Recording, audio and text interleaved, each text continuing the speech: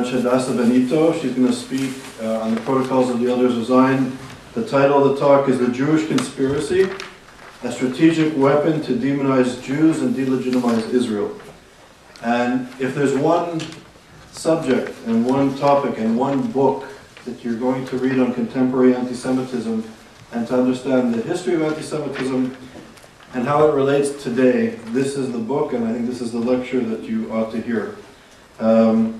And I'm not saying this lightly, I mean this, that if there is a hero in this struggle to uncover contemporary anti-Semitism and to fight for truth in exposing it, it's Judge Ben-Itto. So it's really a privilege that she's here, and I'm not using the words just to flatter, I'm being very serious and sincere.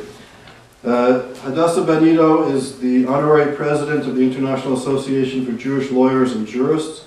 She's a retired judge and served as a judge in Israel for 31 years. She serves today on many government committees and boards in Israel, and she speaks literally across the world. Her book has been translated into 9 languages and is sold throughout the world. She received a degree at Northwestern University in Chicago, Illinois, and she also studied at Denver University in Colorado. She was an acting justice of the Israeli Supreme Court. She was on Israel's delegation to the United Nations General Assembly. She was a criminal lawyer, and she also taught at Bar Ilan University. In addition to this book, The Lie That Wouldn't Die, The Protocols of the Elders of Zion, she's written a book entitled Pink Pearls from Shanghai, and she's currently writing her 3rd book. Her family and herself survived the Shoah. She served in the Israeli Defense Forces during the War of Independence. She won the Zeltner Prize for Israel's Astounding Jurist. And in 2003, she received a citation of merit from Israel's Bar Association for Women in Law. And although she told me not to say this, I will. She refused or turned down a seat on the Supreme Court of Israel to spend her time, her own money, her years of her work writing this book on her own, because she thought that this was the issue that we really have to understand historically to understand the delegitimization of Israel today. And she really was a labor on her own for many years and of great sacrifice to do this, and I think it's a privilege that we're here to listen to all these years of work and sacrifice. So,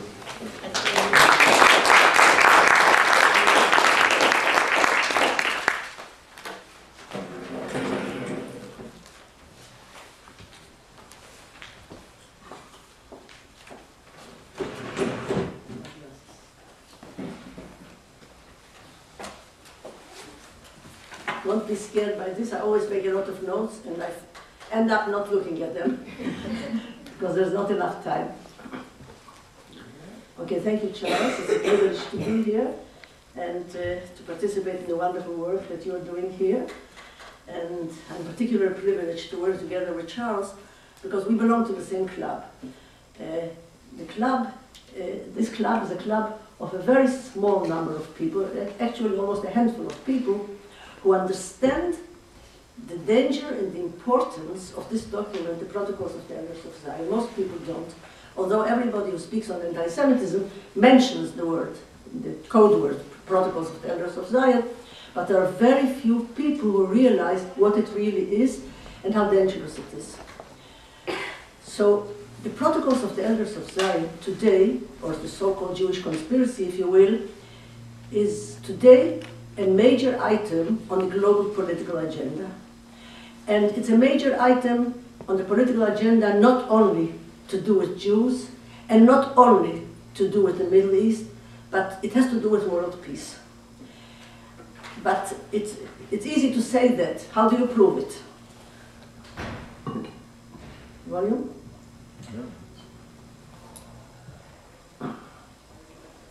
Can you hear me now? Okay.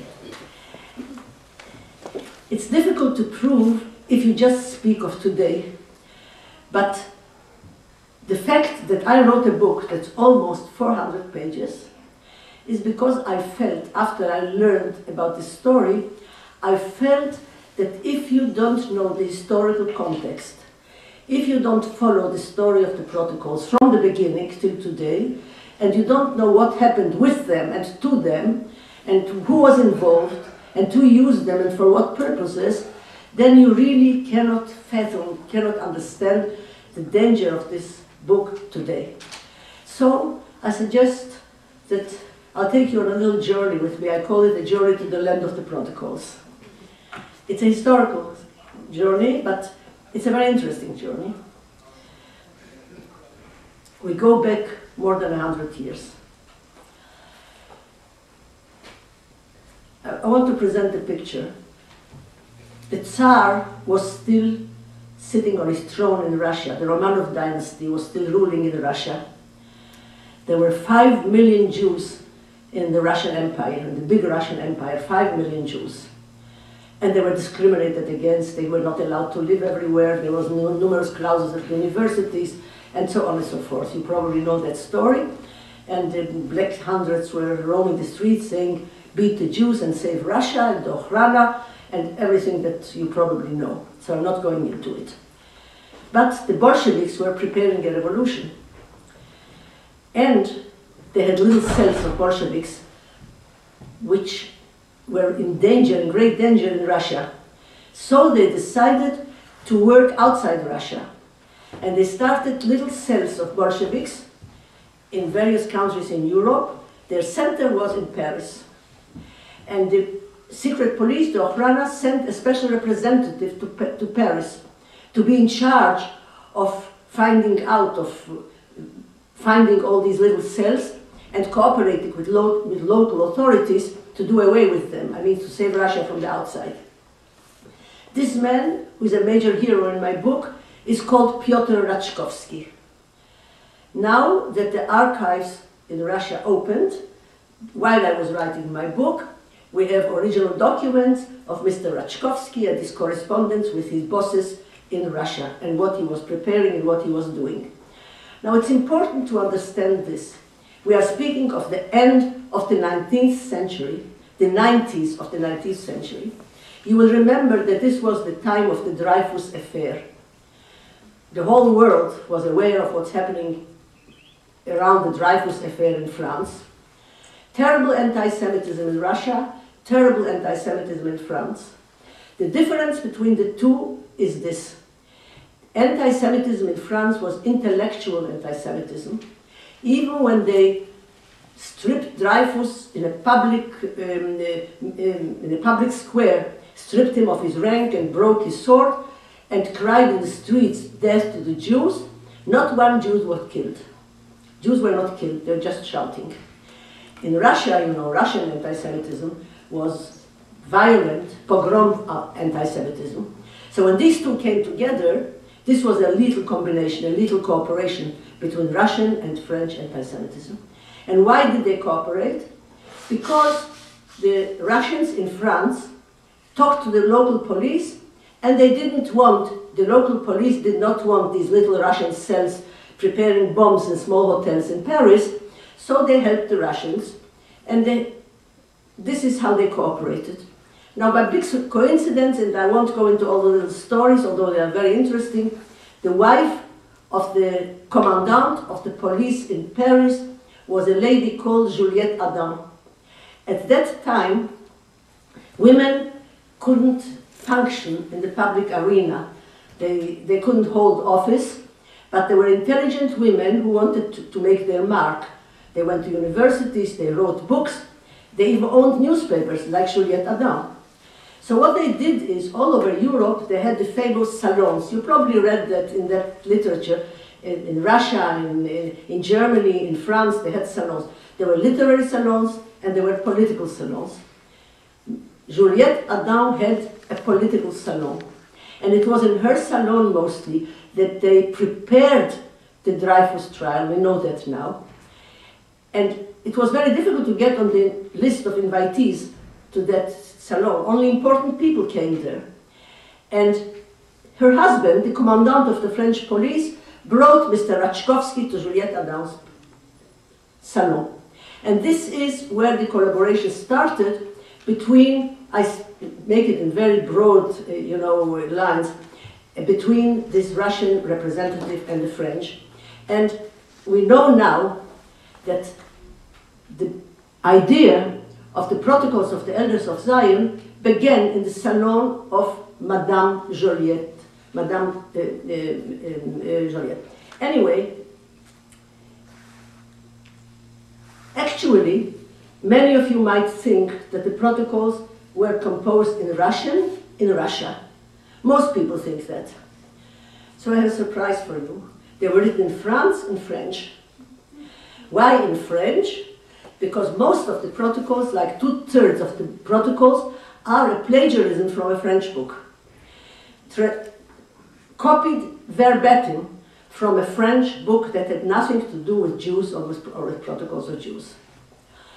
It's a book called Dialogues aux Enfers, Dialogues in Hell, between two people, and it was written by a French lawyer by the name of Maurice Joly. It's important to say that because this is the beginning of the whole story. We have to go back to the beginnings.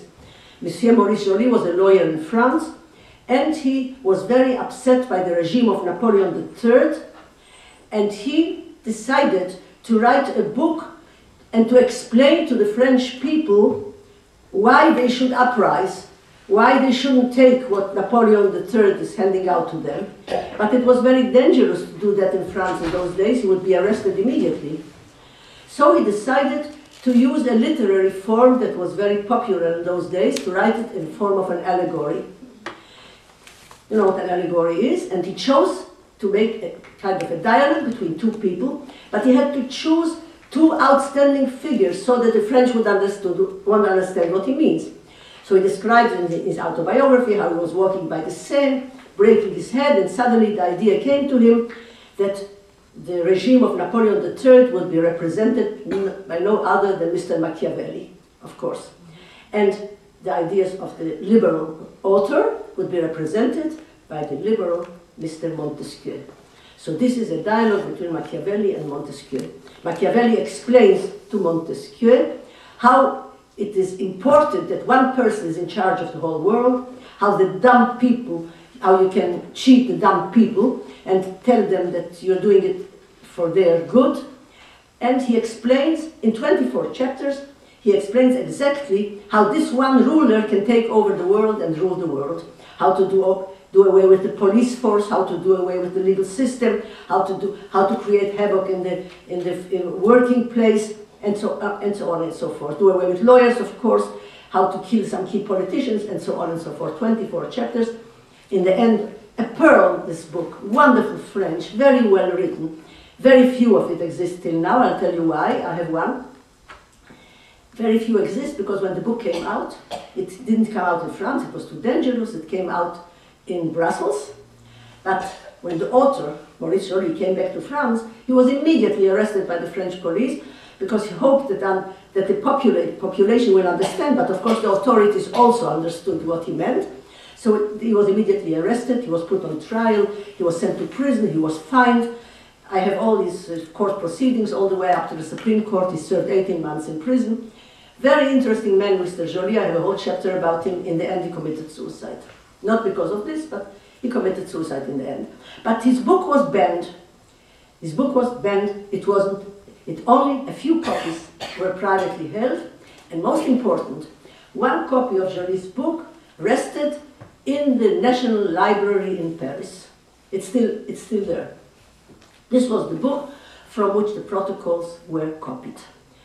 They had the idea, and we have Rachkovsky's letters to Russia, to his bosses in the Okhrana, describing how they used forgeries a lot in those days, describing how he's put a special man by the name of Kolovinsky. He's sitting in the National Library, he's using a French book, and they are preparing a document that would once and for all convince the Tsar and the present rulers of the Romanov dynasty that the Jews are to blame for everything.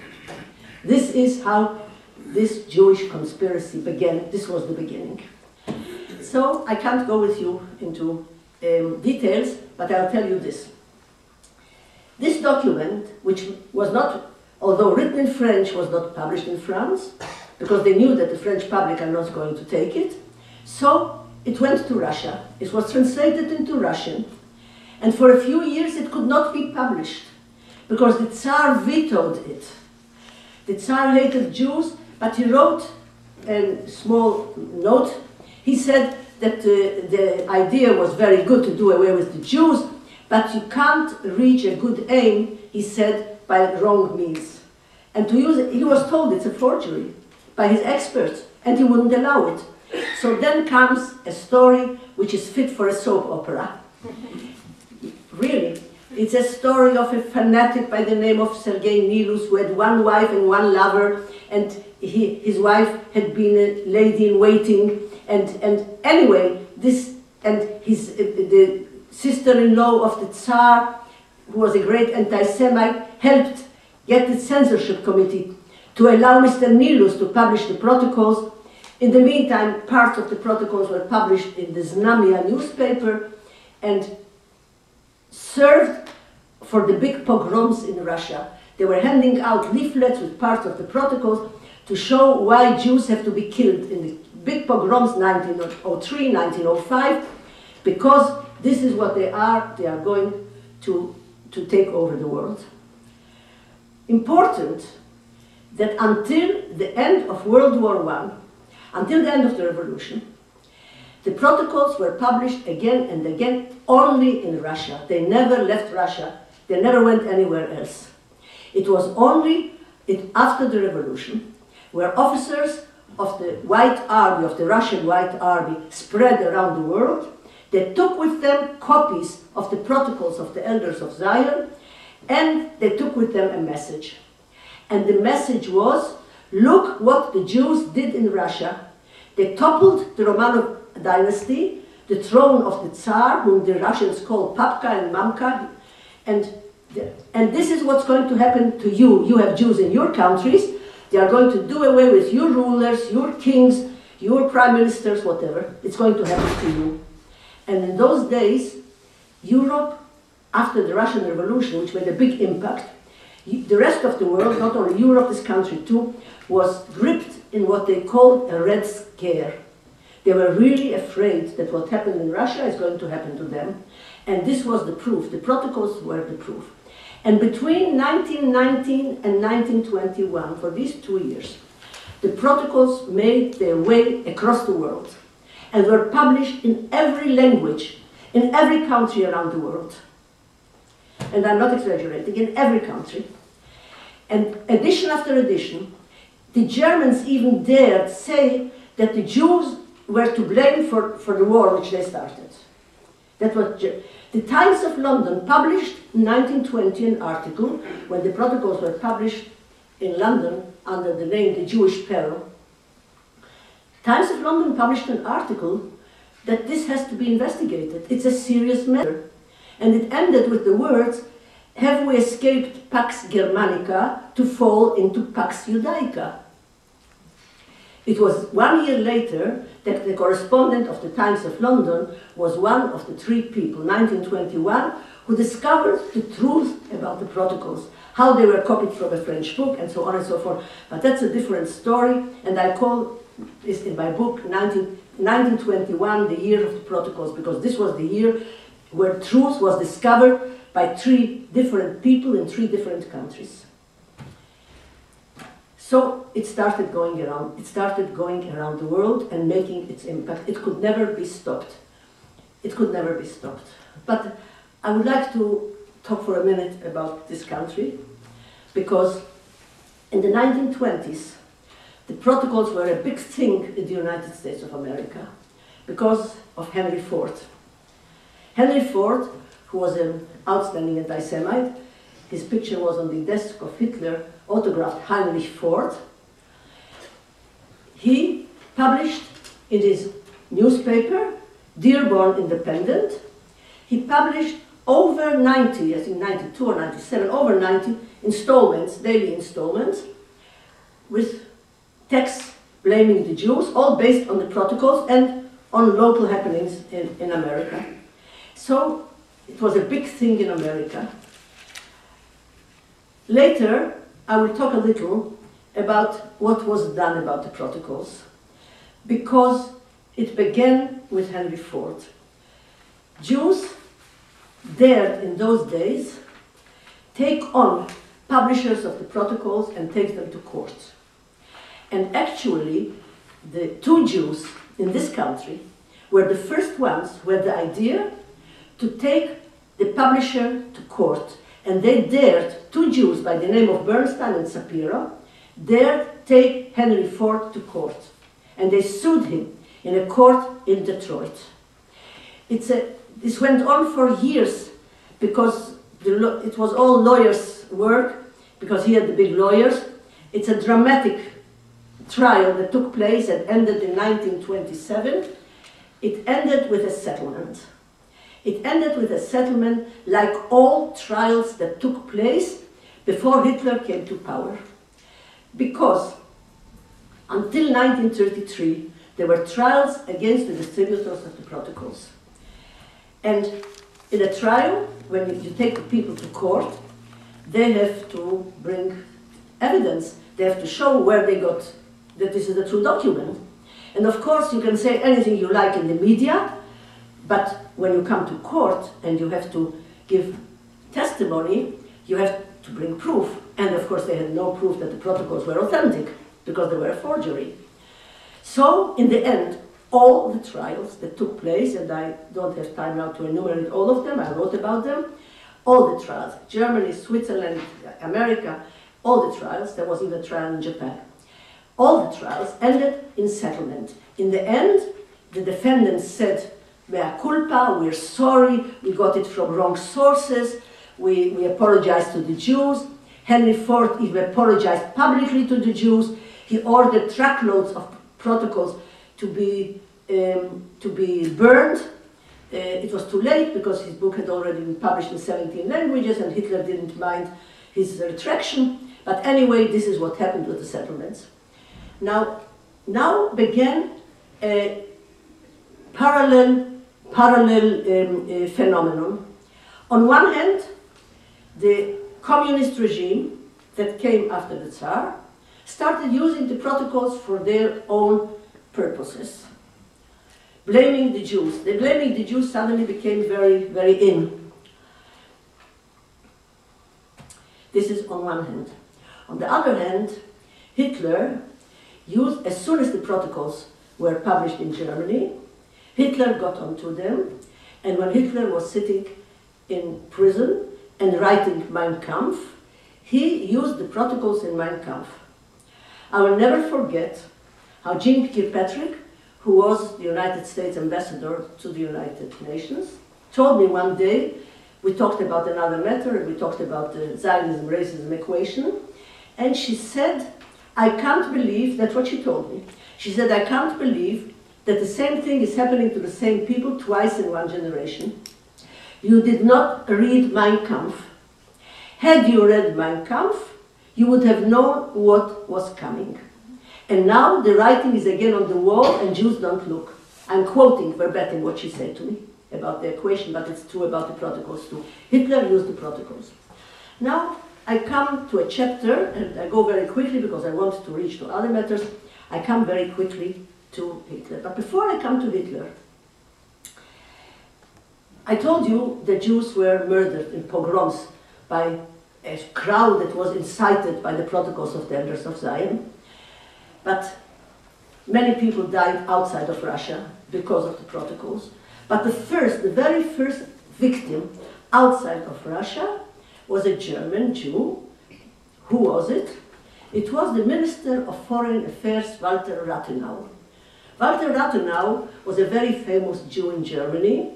He had served the German government very well during the First World War. He was a hero in Germany. Later, when he died, when he was murdered, they say that 1 million people showed up for his funeral. But in 1922, Walter Rathenau was murdered on the way to work, and nobody knew why. They caught 2 murderers. One of them committed suicide in prison. The other one, by a student by the name of Tekov, was put on trial. And his defense was his defense was, before a German judge in Leipzig, his defense was Rathenau was not murdered, he was executioned as an elder of Zion. He was one of the elders of Zion, and we executed him because it's a danger to Germany. So Walter Rathenau, this famous Jew who was Minister of Foreign Affairs in Germany, was a German hero, was the first victim killed because of the protocol, officially killed. And I don't have time to quote you, but I have in my book what the German judge had to say about it. He said, later I will tell you how different judges, different historians, different persons throughout the century warned us of the danger. The first one who really warned us about this document was the judge who conducted the trial against Mr. Tekov for the murder of Walter Rathenau. When Hitler came to power in 1933, he decided, together with Goebbels, they decided, and most people don't know that, they decided that the protocols of the Elders of Zion would be a major item in Nazi propaganda. For years, I didn't know why. I didn't know how they arrived at it. But I want to quote one small quotation just to show you. One of the two introductions to my book, one introduction was by the Lord Chief Justice of England, and the other introduction was by an American judge, Judge Edward Corman, the Chief Judge of the United States District Court for the Eastern District of New York. He's a very famous American judge because he, to this day, for many years now, is conducting the class action against the Swiss banks on the dormant accounts, Judge Corman. So Judge Corman wrote a foreword to my book, and among other things, he looked it up for himself, he doesn't quote from my book, and among other things, he quotes a passage from the diaries of Mr. Goebbels. And this is what he said. He said, I was particularly startled to read in the diaries of Goebbels under 18 May 1943, an entry. And he says this, Goebbels says, I have devoted exhaustive study to the protocols of the Elders of Zion, speaks Goebbels. In the past, the objection was always that they aren't suited to present-day propaganda. In reading them now, I find that we can use them very well. The protocols of the Elders of Zion are as modern today as they were when they were published for the first time. Leaders today of Muslim countries say the same. We have the same, they are as modern today as they were when they were fabricated. But this doesn't end. The entry by Goebbels continues as follows, and I quote, at noon, Goebbels says, I mentioned this to the Führer. He believed the protocols were absolutely genuine. After a long recital of the Führer's fulminations against Jews and references to the Jewish peril, Goebbels quotes the Führer, and here Hitler speaks. There is therefore no other recourse left for modern nations except to exterminate the Jew. The nations that have been the first to see through the Jew and have been the first to fight him are going to take his place in the domination of the world. Here you have the whole story. Here you have the whole story of why he exterminated the Jews. He believed that they were going to dominate the world, and he said, it's us, it's the fight between the Germans and the Jews, we want to do it. Now, to prove this, I have a little story. After my book was published, I had a visit from a German historian by the name of Wolfram Meyer zu Uptrup. A historian, a German historian, young person. He came to my house and he said, what a pity that you didn't meet me before you published your book, because I could have given you more material. Because he wrote a doctoral thesis on the subject, this is his subject, how Hitler used the protocols of the Elders of Zion on the way to the final solution. So I told him, what does that have to do with the final solution? And he has a theory, and he presented his theory to me in his thesis, and now his doctoral thesis is in the form of a book, unfortunately only in German, not yet published. He says that in order, and this is very relevant to what we have today, he says that Goebbels was right in one thing. You cannot do anything, you cannot implement any plan unless you sell it to the multitudes, to the public. You have to recruit large number of people to do your dirty work. And you have to incite them. And in order to incite them, you have to give them a reason. You have to give them a reason why to murder Jews. Otherwise, it's not going to work. Like I asked you today, why would hundreds of millions of Muslims go out in the streets in faraway countries and burn Israeli flags, and in the name of Hamas, about whom they don't care, they've never seen a Palestinian in their life? I mean, it's the same thing. You have to, this is one lesson we didn't learn. We didn't learn that it's words. It begins with words. So what Mr. Zuuptrup told me, he said that the initial idea of the Nazis against the Jews was that the Jews were Untermenschen. They were dirt. They were dirtying the world. I mean, they were garbage. You had to do away with them. But he had a problem. The German intelligentsia knew they are Jews. They had Jewish neighbors, they had Jewish partners, their law firms. They knew the Jews were authors, and they were musicians, and they were Nobel Prize winners. How can you say that they were garbage? So for the better public in Germany, he had to have another theory. This theory was based on the protocols. That is why they made the protocols a centerpiece in their propaganda. Because the Jews want to dominate the world. And we want to dominate the world. We want to establish for a 1,000-year Reich, as you know. And as long as the Jews are there, they'll do it. So we have to do away with them, so we can do it. Isn't it a strange thing that three big movements in our time have on their agenda, officially, domination of the world? The communists, they say they want, you know why, with their political theories. The Nazis want to take over the world. And now the Muslim extremists, the Muslim fundamentalists, they do it through religion. I mean, these three movements don't make a secret of it. They say we want to take over the world through religion, through politics, whatever. And isn't it strange that all these three movements use the protocols of the elders of Zion to say that it's the Jews who want to dominate the world? That's the strange thing. So he says Hitler needed the protocols. He needed the protocols in order to convince the Germans that we'll never have a 1,000-year Reich, and of course they were very nationalistic, if we don't do away with the Jews. And in the trials where Nazis testified, in a minute, when I have time, I'll tell you, they said that this is really why Hitler needed to exterminate the Jews, not only in Germany, but everywhere, all the Jews. Why? Because as long as there are any Jews left anywhere, there is a danger that they are so devious that they will do it. And how do we know that the Jews are going to do it? This is their document. We have proof. And this document, the protocols, is different from any other document against the Jews. Why? Because, do I have a glass or some water? No. Okay, I'll drink from the bottle. I need some water. Why?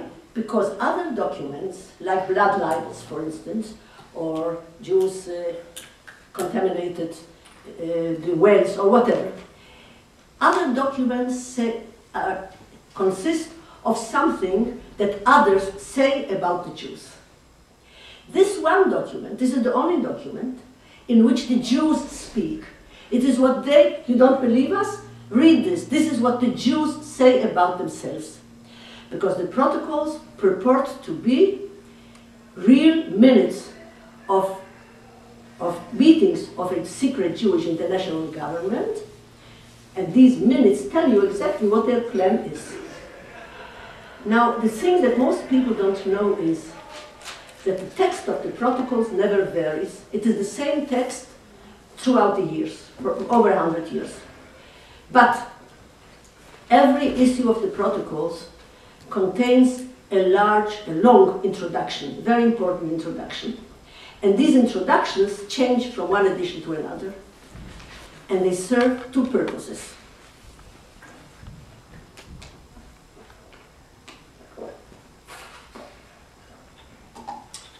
One purpose, you say that these are minutes of meetings of a secret Jewish government. So how did you obtain it? How do we get it? So they had to concoct a story of how it fell into their hands.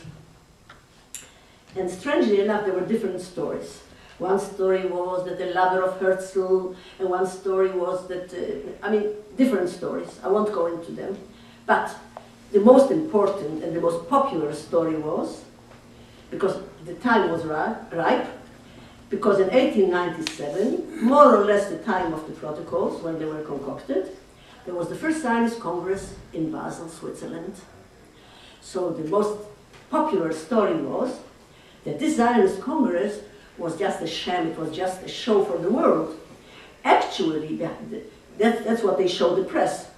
But behind the scenes, the Jewish leaders were convening and preparing domination of the world, and that's where the protocols came from. And this silly story became so credible that later, when there were trials, big trials against the publishers of the protocols, in Bern, Switzerland, and in Grahamstown, South Africa, for instance, they actually had to prove to the court that during the Zionist Congress, nothing like that took place. In order to prove that, they brought to Bern, to the trial, Chaim Weizmann, who was later the president of Israel, and he had to swear and testify that nothing like that took place. And in South Africa, the same year there was a trial. Chaim Weizmann was not available, so they brought his follower, Nachum Sokolov. You know, he was later also president of the Zionist organization, and he came to testify to the same. They're believed so, and this story is still going around in Arabic editions. So that is one thing. How did we receive the protocols? But there's another, much more important reason for these introductions. How would people believe that there is actually such a Jewish plan? Jews are such a small minority in the world. They had the Holocaust, you know, and even before the Holocaust, how would they believe? There's proof. What is the proof? Because this plan, this Jewish plan, is being implemented right now in our country at this time. And then, whatever happens in the world, you can say it's the Jews. Because Maurice Joly wrote such a wonderful book that you can pinpoint and say there is a recession, 1929 and now again. Open chapter 5 of the protocols and they plan the recession. And if there is AIDS or chicken flu or now pig flu, they were going to spread illness. And it's in the protocols. They were spreading epidemics. It's in the protocol, chapter 8. And there's an underground bomb. They planned it too. It's chapter 9. It's being implemented. It's happening. It's happening right here in your country. And this is how an international plot becomes so relevant to people in each country. It's happening to you. It's happening now. Jews are taking over. And that is why, when you look throughout the 20th century, it's not the same book that is published every year, or every 2 years, or whatever. Now in Arabic, every year, actually, you have to publish a new edition. Why? The protocols are the same, but you have to have a new introduction, because things happen. Before 9/11, it's a different story than after 9/11. After 9/11, you have to have a new introduction, because you have to blame the Jews for 9/11, which they do. And if there's an epidemic of AIDS, you have to have a new introduction. And it's going and going. So this idea of the Nazis, of Hitler, of Goebbels actually, that you need to convince people that the Jews are a real danger to the world, it's not enough to say so. People have to feel it on their skin, they have to feel it in their pockets, they have to feel it in their everyday life. If some money crash, you know, in Malaysia, the president of Malaysia can say, it's the Jews, it's the protocols. There are no Jews in Malaysia. So what? This is an international plot, and the Jews in Washington pull the strings. And it's all in the protocols, it's all there. So that's why the protocols are in every country. That's why you need every year a new edition. Now, we were warned many times. I'll get to the trials in a minute, but we were warned, I say we Jews, we were warned many times throughout the century, throughout the 20th century, what is going to happen, not only by what Jake and Patrick told me. And I want to give you a small list, and I chose a list only of non-Jews who warned us, non-Jews who warned us what's going to happen. So, in France, there was a secret agent of the French secret police, a very important man by the name of Henri Roland.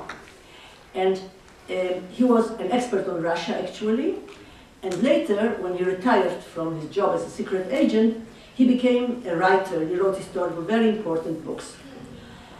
And he realized, when Hitler came to power, he realized that everything, that's what he said, that everything that was happening in European politics, all around Europe, has something to do with the protocols of the Elders of Zion. I mean, no Jew came up with it, but a secret French agent. He had a lot of information that others did not have. So he decided to write a book.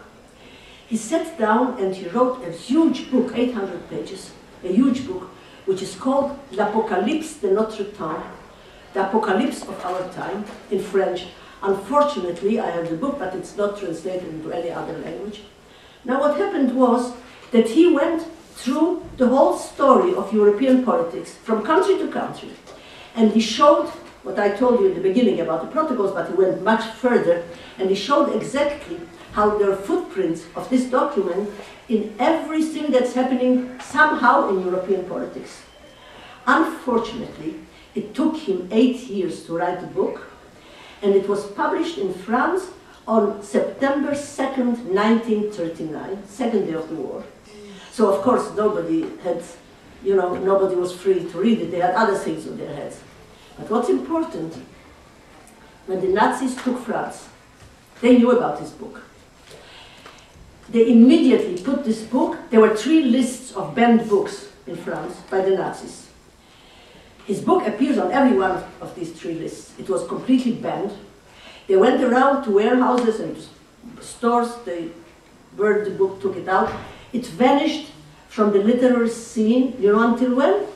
Until 1991, when a small edition in France called Aliyah republished the book of Henri Roland. And somebody immediately let me know, and I went around to stores, and I have the book. It's a fantastic book. Henri Roland warned that this is going to happen. Now, I'll come to the trials in a minute, because they were wonderful trials, but I want to say something about here. Imagine, in the middle of the Second World War, the extermination of Jews had already begun. But here, in this country, they were publishing the protocols of the Elders of Zion and saying that Jews are to blame for the war. Here, America is sending soldiers, and Jews are to blame for the war. And their proof, the protocols of the Elders of Zion. Now, how do we know? Because a history professor of history and political science at the University of Columbia, by the name of John Curtis, decided to research the matter. It was so serious, he decided to research it.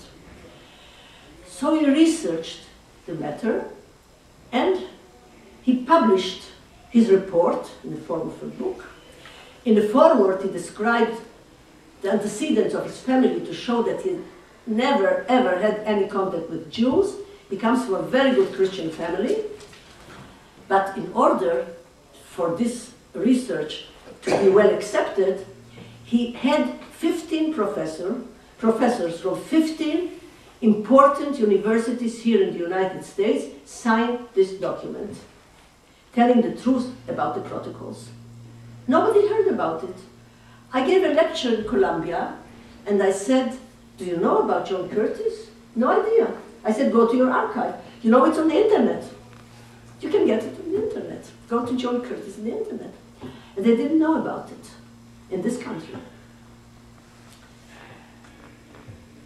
I go, because I want to stay with America, I'll go later to other places. I'm going directly to 1964.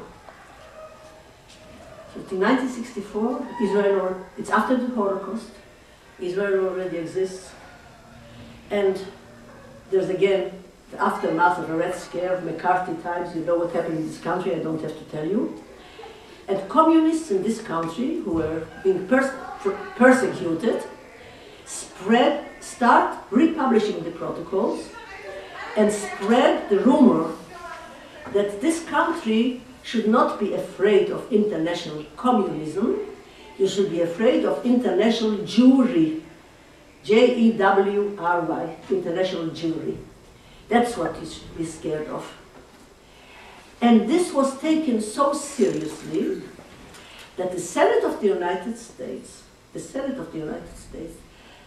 Judiciary Committee, or Committee for the Judiciary, I think you say, appointed a special subcommittee, 9 important senators, to study the truth of this rumor, actually to study the protocols of the Elders of Zion.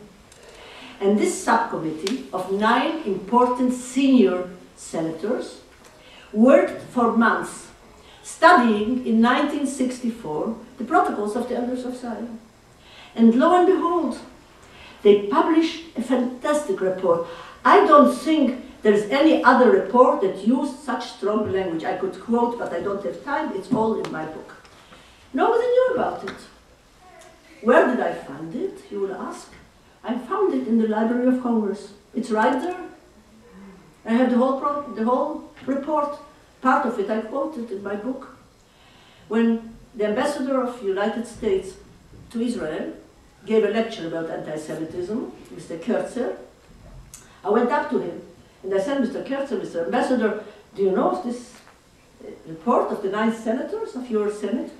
Never heard of it. So he said, please do me a favor, send me the reference. Next day I sent him the reference by email. Now he has it. Okay? So I'm telling you, people warned us. And now the biggest warning came not only from, I could go on quoting without end, but the biggest warning came from courts of law. As I told you, Jewish communities decided to take, like 2 Jews, Mr. Sapiro and Mr. Borns and Mr. Bernstein, took Henry IV to court. Jews took the Nazis to court. Now, a very important note is this. The headquarters of the Nazis in the Brown House in Munich that issued the directive to use the protocols as a major item, and we have that in writing, as a major item in Nazi propaganda, they also had another directive. The other directive was, if the Jews now dare to sue us on the matter of the protocols, we never settle again. We don't settle. In all these trials, and we don't care if what the outcome is, we don't care what the court says. What we want is, and this is another thing that the Nazis refined, and we have to learn from them. They decided that in order to get the public opinion, they can use courtrooms as a forum to spread their message. This is a very important thing that they did. They decided to use courtrooms to spread their message through so-called expert witnesses. Now, this serves 2 purposes. One purpose is that these trials are covered by the press. So, you have the press, I'll tell you in a minute about the Bern Trial, press of the whole world was there. And so it's covered, it gets into the press, and we have a forum, we can speak out. But there's another thing in their devious minds. they started establishing chapters of Nazis in various countries. They sprang up, you know, like mushrooms after a rain. 33, 34, you had chapters, different names. They called themselves the Front in Switzerland, the Grey Shirts in South Africa, and so on and so forth. Now, they wanted to get out their message against the Jews to these countries. But they did not, they were afraid of the laws that they can be, if they spread things against the Jews in democratic countries, for instance, they can be sued. So what is the device? You use the courtroom as a forum, and then you have a court record, official court record, with everything that their experts said. And then you send out booklets purporting to be part of a court record, which is protected. It's protected speech. And this is the way you can say anything you like against the Jews, hidden within the record of a court. Isn't that devious? So it's really mind-boggling. And we know now we had a bit of luck. How do we know it? We don't have to guess. We know exactly what they planned and what they taught and what is now happening. In Bern, a small Jewish community, very small Jewish community in Bern, in 1933, realized what's happening across the border in Nazi Germany, and they realized that they also are in danger. And in 1933, the end of 1933, there was a big rally in Bern, Switzerland, of the newfound front that distributed the protocols of the Elders of Zion, and they decided to take the Nazis to court. And the center of my book is the Bern Trial, which is most important for two reasons. One reason is that we would not know a lot of things about the protocols, about the history of the protocols, were it not for the Bern Trial, because Russians, important Russians who escaped the revolution to the West, witnessed the forgery, and they came to testify in Switzerland in the Bern court. There were important historians, there were politicians, there was members of the cabinet of the Tsar, head of the opposition. Okay, I understand I don't have much, I'll overlap a little bit, but so the second important thing was that because the Swiss did not like the idea, that they are getting directives from a foreign power, they, after the trial in Bern, they initiated criminal proceedings against the Nazis who were defendants in the trial, and they took search warrants and they searched the home of somebody named Freienwald, and this is how they got the whole archive of the Nazis.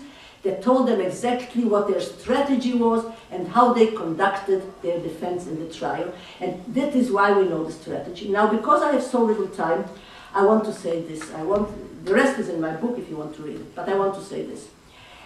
I was asked to speak about contemporary times. But I must tell you one thing. You can't understand what is happening now in Muslim countries if you don't know the whole history. Because this is a continuation. This torch was passed from the Nazis at the end of the war to Muslim leaders. And they started distributing the protocols, one country after another. And so the protocols are first and foremost a political document. And they became the major document in the anti-Zionist campaign. Because first it was first a European document, but now it became a major document in Muslim countries. It's a bestseller in book fairs, in Arabic book fairs. And every year it's published in Arabic language, enough in one country. And then it is spread to all other countries that speak Arabic, and also, which is very important, to Muslim minorities in the West. We have bought it in Edgware Road in London, we have bought it in France, somebody bought it for me in downtown Denver, Colorado. I mean, it's there, it exists. And it exists in the media, it exists in the Arabic media, including, unfortunately, the countries that made peace with Israel, both Jordan less, but mostly Egypt. And the Hamas has it in their charter as a reason to exterminate Jews, as a reason to exterminate Jews. It says so in their charter, mentions the Protocols of the Elders of Zion. And now, because books are not enough, and internet which now spreads the story around the world, this is also not enough. Because in these countries there are unfortunately a lot of illiterate people. So it's not enough to have the books out there, it's not enough to spread the books, you have to get to these people and to recruit all these multitudes of people against Israel. So what do? You start making television series. And these television series, which are made like soap operas. The first series was made in Egypt, The Horse Without a Horse. And when do they, it's completely, you know, it's riveting. There is a princess there who brought out the protocols. It's all based on the protocols. And they sit and they explain exactly what the Jews are doing to the world. And 41 installments. And when do they do it? On the eve of Ramadan. You know, Muslims fast on Ramadan. And in the evening they sit down with their families for the daily feast. Now in modern Muslim families, they don't speak about religion, they watch television. The children watch television during these meals. So every night they watch an installment of this soap opera based on the Protocols of the Elders of Zion. So one year it was done in Egypt with government money, mind you, 200 actors, a lot of money invested. Next year it was Al-Manar by the Hezbollah, another year it was Qatar. So every year somebody else makes, and then they screen it again and again and again. So it reaches not only people who have access to books, not only people who have access to internet, and of course Amazon sells the protocols, because why? Because it's in the form of a book. If it's in the form of a book, it may be, that's another story. How does free speech protect lies and libels? But even those who don't have access to books, who don't have access to the internet, now they can sit with their children during Ramadan and watch these soap operas. And if you watch children's programs on television, children's programs in Arabic countries, including the Palestinian Authority, including Hamas, all these places, children's programs, of course the mosques are galore, it's all, the protocols appear everywhere.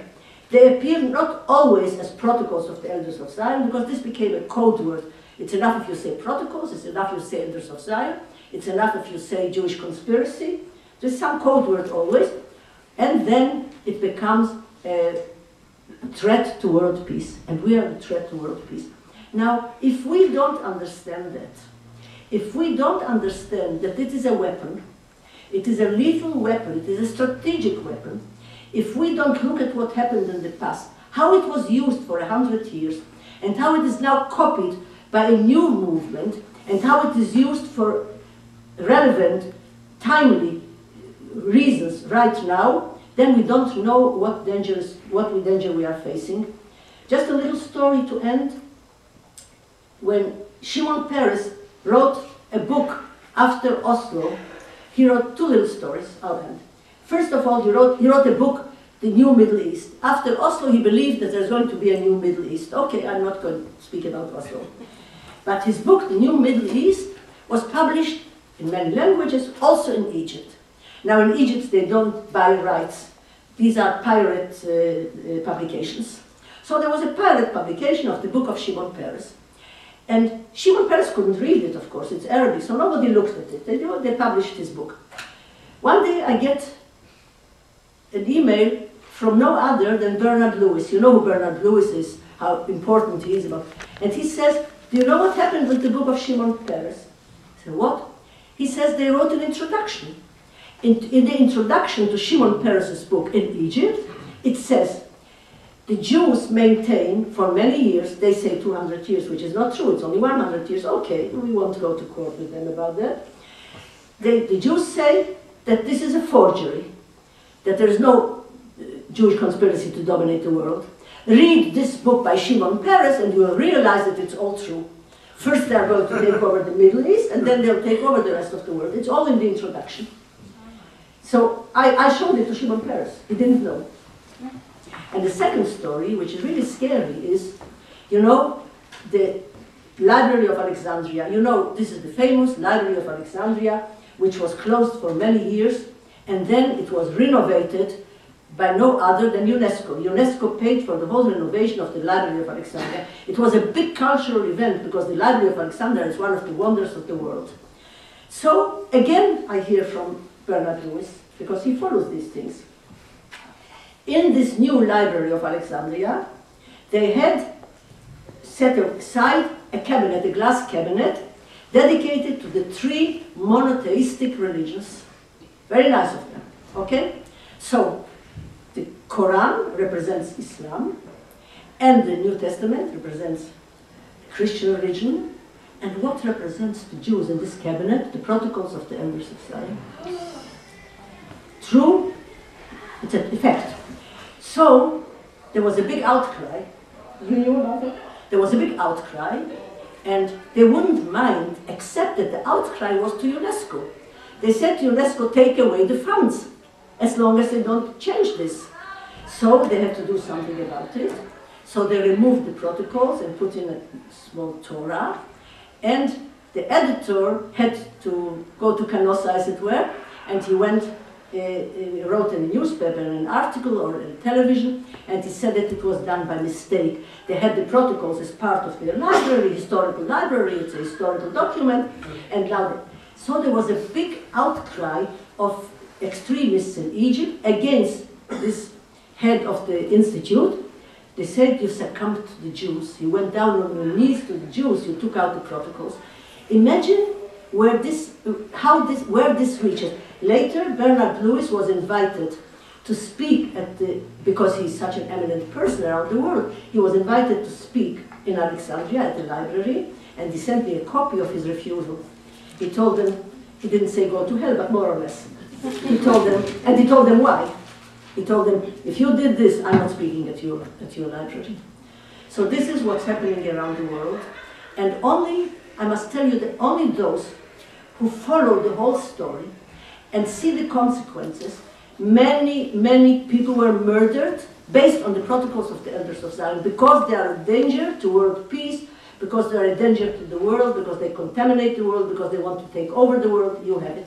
And it went from one movement to another, from one country to another, and today we are surrounded by it worldwide, and it's being published in every language and in every country, in many editions. It goes on, and it never stops. Thank you.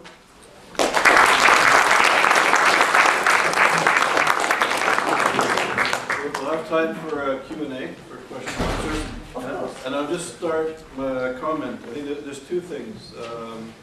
Last summer, a young woman near Wesleyan College in Connecticut worked in a cafe, and she was shot dead by point-blank range by a man who was stalking her. And they discovered in his knapsack when he killed her that he had a copy of the protocols of the Elders of Zion in his knapsack. So that was just here several months ago. And I didn't mention, just to finish, I didn't mention that they found a copy of the protocols in the knapsack of a suicide bomber, because they incited suicide bombers that they have to do their thing because of the Jews, and they carried with them editions of the protocols. So I mean, so it's here at a local level, and I'm just making 2 observations. As you know, in the work that we're doing at YIISA and that I'm doing, the whole question of Iran's nuclear weapons program is of great concern. And when I was in Geneva for the Durban II review, I was telling you earlier, it's like sort of a light bulb went off in my head. And when you hear Ahmadinejad speak, and you hear there was about 40 or 50 people that he traveled with to Durban II as civil servants, and I spoke to many of them, and I just listened to them. And they believe the protocols of the Elders of Zion as the truth. People don't wake up in the morning to do evil things, they wake up in the morning to think that they're doing good things. And these people around Ahmadinejad believe what they're doing is right. And the narrative of the protocols of the Elders of Zion is so powerful. Ahmadinejad came to the United Nations as the only world leader to come to the conference, and as the only world leader to speak to Western power, but to speak to Jewish power. And this is resonating throughout the world. So when the Deputy Foreign Minister of South Africa, and in South Africa there aren't many Jews, and it's not an issue there, Middle East and all these questions, you know, she receives a standing ovation from 18,000 people when she talks about how the Jews are controlling the United States and the global economy. And this whole issue is really beginning to gain traction. And it's in terms of the study of anti-Semitism, I think we're so far behind that we're just beginning to realize the significance of it. So given you're dealing with this for years, what is your advice to people doing research on contemporary anti-Semitism, to scholars concerned about this issue? How do you see the future of Israel, the demonization of Israel is really beginning to take hold, and it's gaining traction? What is your perspective? What ought to be done, if anything, that could be done? Well, I wish I could advise, I wish I had good advice what to do, then I would maybe be Prime Minister of Israel. Anyway, for the last 20 years, I concentrate on the protocols of the Elders of Zion. Why? Because I think this is the quintessence of everything, not only anti-Semitism, but all kinds of things that are happening in the world around the Jews, but not only around the Jews. You see, the protocols they have a scapegoat. They have a ready scapegoat. And so leaders can blame the Jews for anything that's happening in their country so that they won't be blamed themselves. The first thing that I would advise is, and that is why I retired from the court before my retirement age and wrote this book. It took me 6 years of research to write this book. Because, first of all, I wanted to get the facts out.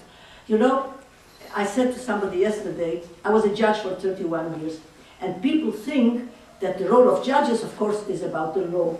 And I said, before we get to the role of judges, especially in countries like ours where we don't have juries, is first of all to find out the facts. This is important. Afterwards, we apply law to the facts, but first of all, you have to find the facts. Now, why I was so upset when I first learned, in the book I described my personal story with the protocols, and my encounters with the protocols, and why I had to write the book, but you'll have it there. But what was important to me was that when I started realizing the facts, a little of which I told you today, very little, I realized that nobody knows them. Whenever I speak to audiences, learned audiences, people don't know the truth about the protocols. They know that there are protocols, they know that it's a forgery, they can give you whatever they know in 2 sentences. We don't study it in school. Even people who study Jewish studies in universities know nothing about the protocols. I mean, if you don't know the whole story, then you know nothing. So, and we have looked away from this for 100 years. Now I say to my friends, to my Jewish friends, to my Israeli friends, I say, I mean, it's not a whole anti-Semitic world out there. There's an open-minded public out there, and they believe what they learn. And we never made the facts available to them.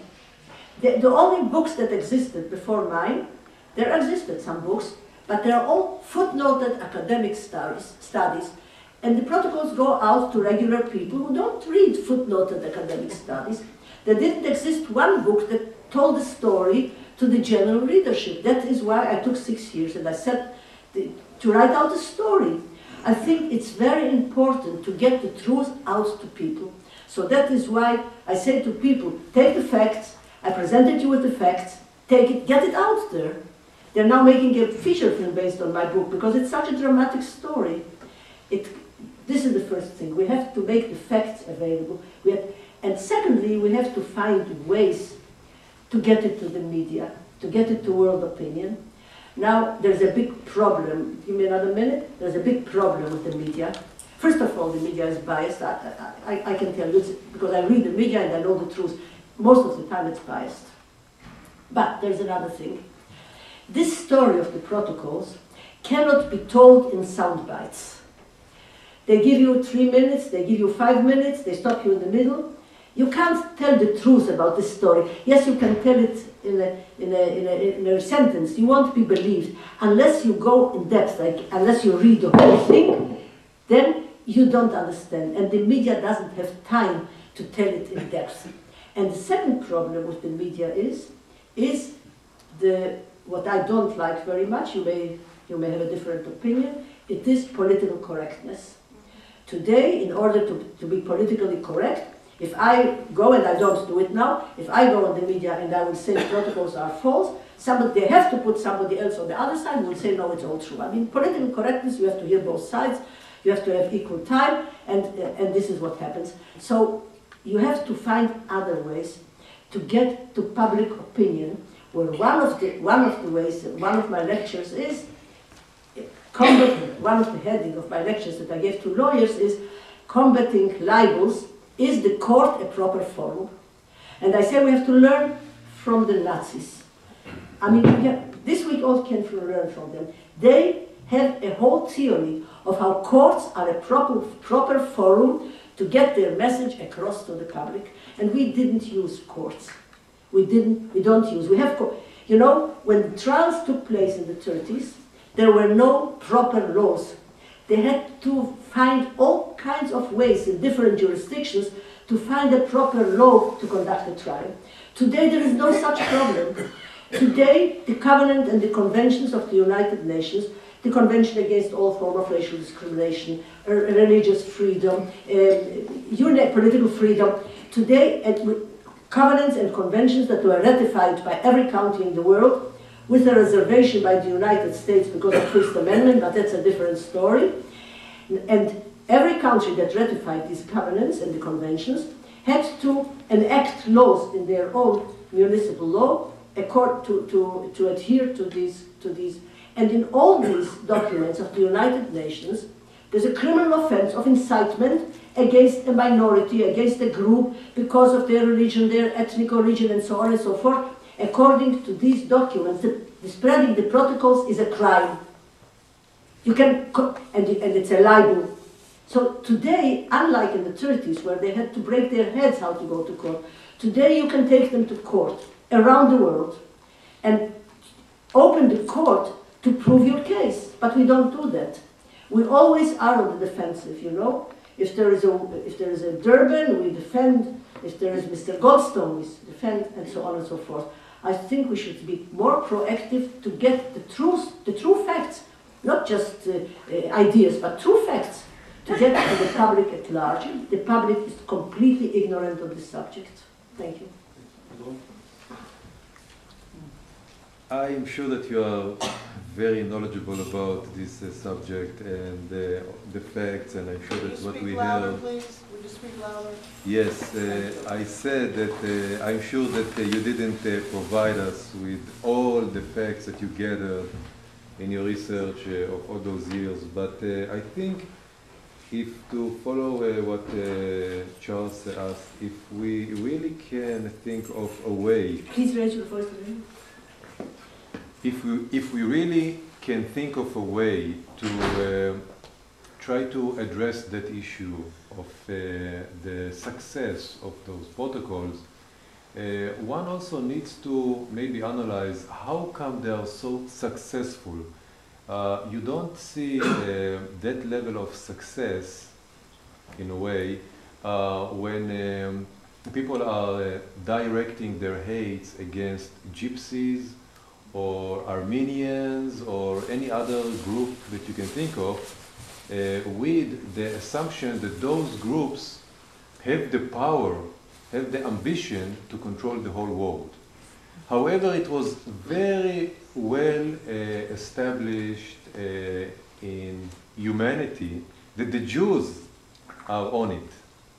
So I really wonder what is so special with the Jewish story here, which is different from all other minority groups.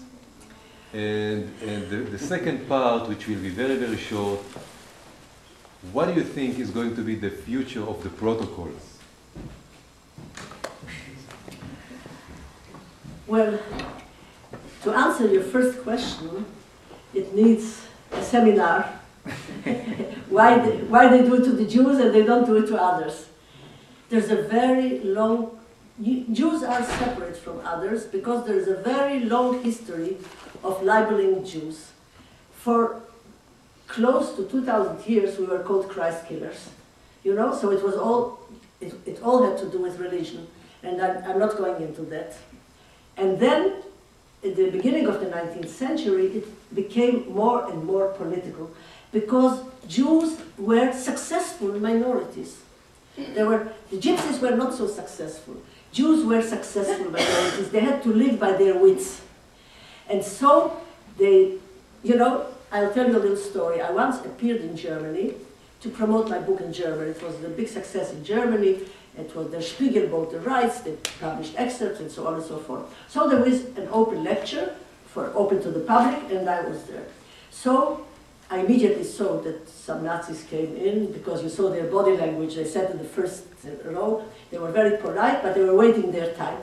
So after I finished my lecture, one of them stood up and says, okay, you say that Jews don't dominate the world. How do you explain that there are so many Jews in the White House, so many Jews in Hollywood, so many Jews that get Nobel Prizes, and he gave a few other examples. And it really got my back up, you know, because I hear this accusation all the time. So, you know, I decided to give it back to him. So I said, you know why? Because we are better. So everybody stood up. Well, how come we're better?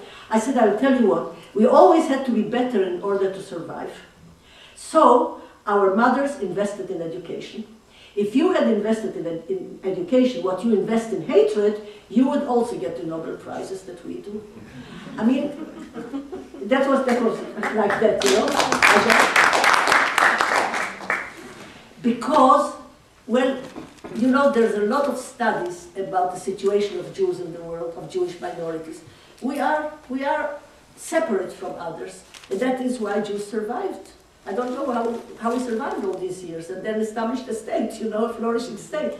I don't know. This is a matter for historians, for sociologists, not for me to say. But we have a special fate. And why do they blame the Jews? One, because they always blamed the Jews. We have a history of being blamed. And two, because Jews are scattered. There are Jews everywhere. You always have an available scapegoat. And because Jews were doing well, it was always proof that they are on the way of dominating the world. Otherwise, you have to make a whole study. Now, you asked me about the future of the protocols. I can tell you one thing. I'm not naive.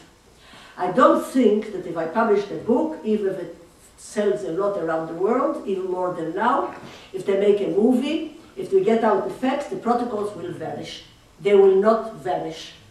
I always say that if I sit at a dinner and somebody spills some soup on my skirt, my neighbor will always say, please get it out immediately, because if you let it stay till tomorrow, it will not come out. The same happened with the equation Zionism racism. I was in the committee in 1975. I was Israel's representative in the committee where Zionism was equated with racism, Zionism racism. It took 10 years to start doing something about it. And then it is the only resolution that was abolished, taken by the United Nations.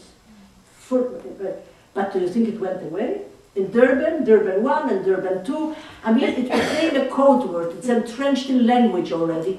If something stays there, I think that if you say protocols 50 years from now, it will be the protocols of the Elders of Zion. It will not go away. But as I said, there is an open-minded public out there, and we have to reach the open-minded public and tell them the truth. We have to try. We won't get to everybody, but we have to try. Professor Steinman. You mentioned that Hitler saw the impediments to the 1,000-year Reich in terms of the Jewish conspiracy. To what extent is the Islamic incursion into Europe now, the Muslimization of Europe, and bringing of Sharia into the United States and Minnesota and other areas, to what extent do the Muslims see the Jews as an impediment to the arrival of the Mahdi? I think these are two separate subjects. I don't know. I'm not an expert on the matter. There is Islamization, and you know, Bernard Lewis says that Europe will be Islamic in 30 years. But I don't think this has to do with the protocols. The protocols are being used by the whole Muslim world as an explanation of what's happening in the Middle East. This is it. So that is why it is on television every day. I mean, if you are You know, if you're interested in a subject, you see it everywhere. There is not a day that I don't find something, some mention of the protocols somewhere. It's on television, it's in the mosques, it's in the newspapers, it's everywhere. And it has to do with the conflict of the Middle East. And the problem with the Middle East, I'm not going to speak about the Goldstone thing, but I'll tell you one thing. What happens,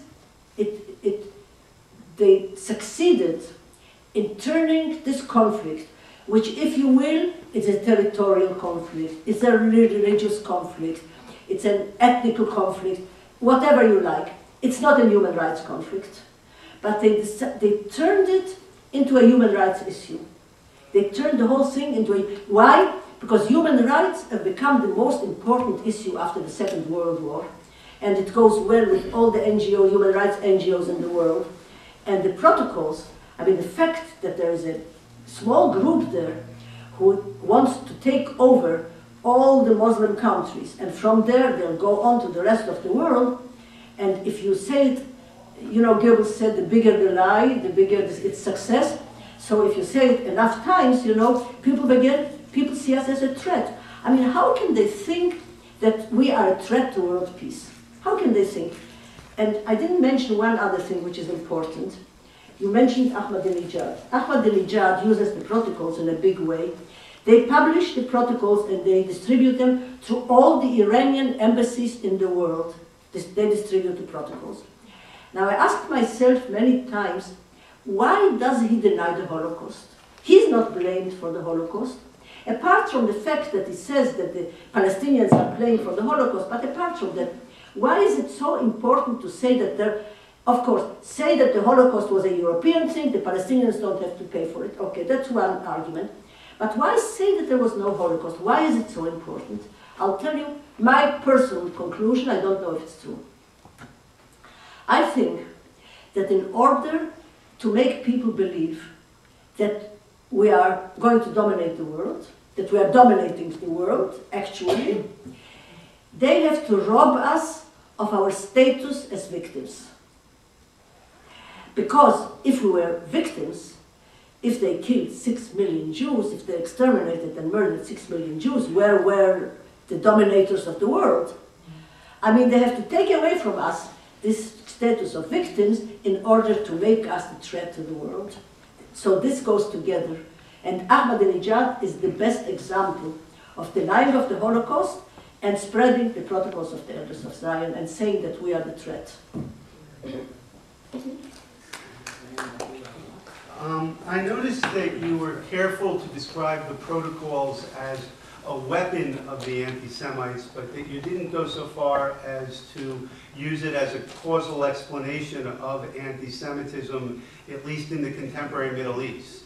Now, my question is this. I'm reading a book right now by Andrew Bostom on the legacy of Islamic anti-Semitism, and he suggests that a lot of historians who comment on Muslim anti-Semitism tend to overstate the extent to which it's a European import and the extent to which it's a continuation of European anti-Semitism on Muslim ground, and that he thinks it's more important to call attention to the indigenous Muslim roots of anti-Semitism. And the myth he's concerned about is that Jews were treated well under Islam, and that Islam as a religion doesn't have anti-Semitism in its core documents, and that he, you know, so that what, in terms of the relative weighting of these things, I wondered if you had any thoughts or any opinion.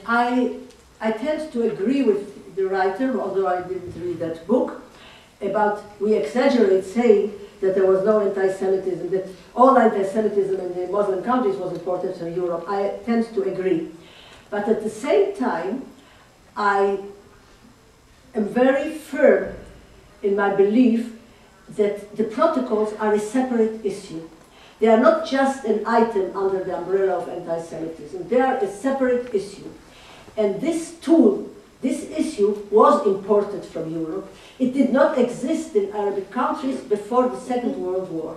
But there were good ties, as you know, between Muslim leaders, between Arabic leaders, and between the Nazis. And this is the legacy that they took over. So the protocols did not exist in Arabic countries until they adopted it from the Nazis.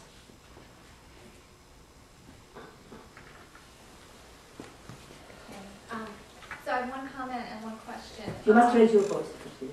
One comment and one question. You just talked about the relationship between the idea of Jewish power in the protocols and the Holocaust denial. It also seems that if the Jews could actually pull off this great lie about the Holocaust, that would be really significant evidence for the thesis of Jewish power in the protocols. So I think there's another relationship between the two ideas. But my question is, and you seem reluctant to talk about the Goldstone report, but do you see any relationship between the ideas of Jewish power and the interpretations of facts and laws in reports such as the Goldstone report? No. That's a whole new issue. I showed Charles here. I know Mr. Goldstone personally very well, and because I was for 16 years president of the International Association of Jewish Lawyers and Jurists. Now I'm honorary president, but I conducted this association for 16 years, and I organized big international conferences in Israel and in other countries. To two of these conferences in Israel, I invited Judge Goldstone. At the time, he was still a judge.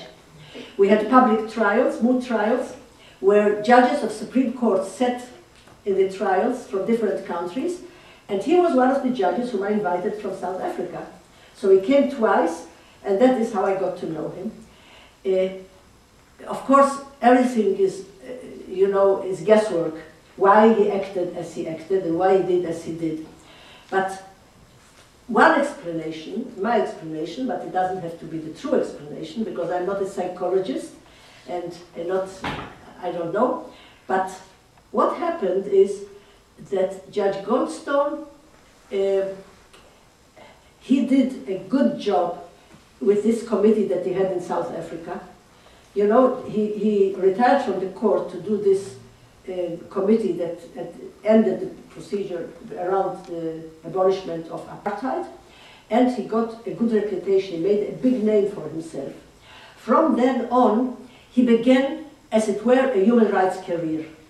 He became prosecutor in the court, in the criminal court, and he kind of started a career which he hopes, I think, to continue in human rights UN bodies.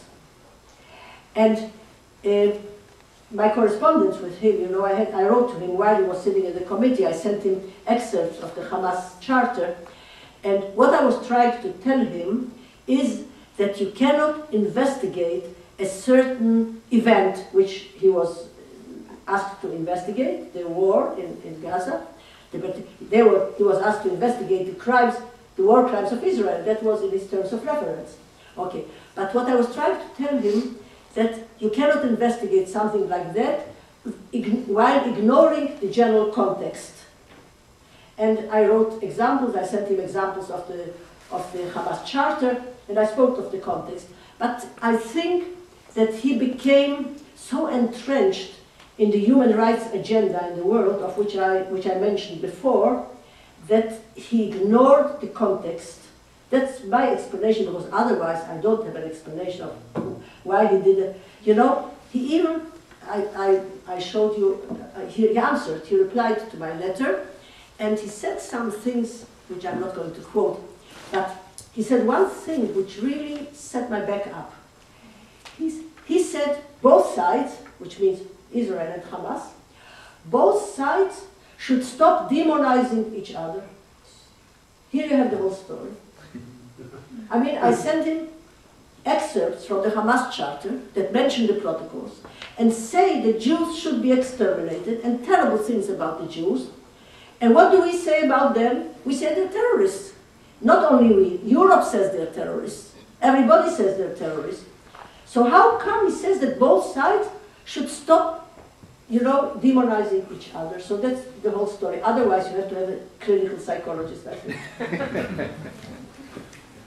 Hello. Thanks for a very enlightening talk. I've got two questions. Going through the protocol, there are 24 protocols, I think 18 or 20. I can't understand. I can't hear what. There are about 24 protocols described in the book, I guess. Now, it seems that the insight which went into the writing those protocols is a distillation of experience of generations, not one plagiarized author. It is a very detailed, not detailed, but very insightful document. And suppose it did not exist, this protocol thing. Whatever is happened in the last 100 years, and what is happening now, push towards one world government, controlling the resources of other countries. Do you think the protocol has to be discovered in order to achieve that one world government? If I understood well, you ask if the same purpose would have been attained without the document, Right. without the protocols. No, I think the existence of the document is very important because it is proof. They are using it as proof, as I said, of, you know, if you read that, they tell you a whole story, how a lover of somebody, you know, got this document, and it purports to be something that the Jews speak, the Jews say it about themselves. Otherwise, it will be just another libel, which can be refuted. So I think that the protocols were major in putting forward this thing about the Jewish conspiracy.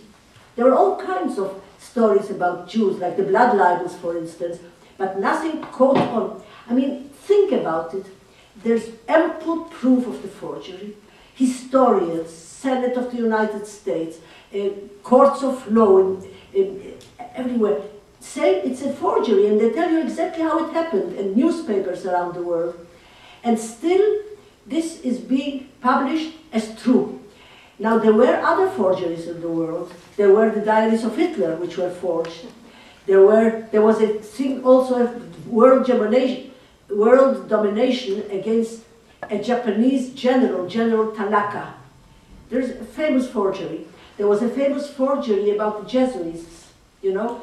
I don't remember more, the name. Anyway, there were famous forgeries.